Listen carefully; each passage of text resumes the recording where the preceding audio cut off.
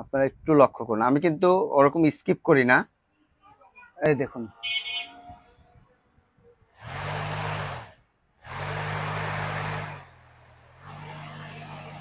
প্রচন্ড বাতাস, বাপ রে বাপ, স্পিডটা কত খেয়াল করেছেন? আরেকটা পাখালি,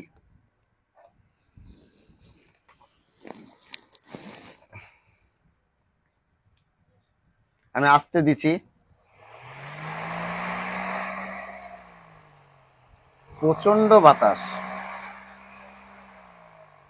আমি রেগুলেটর দিয়ে কম বেশি করতে পারছি। এখন হলো এই পাখার দিকে গেলাম।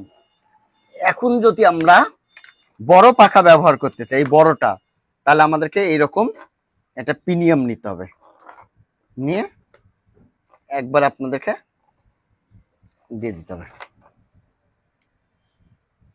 এটা দেখুন আমি কত বড় পাখা চালাচ্ছি,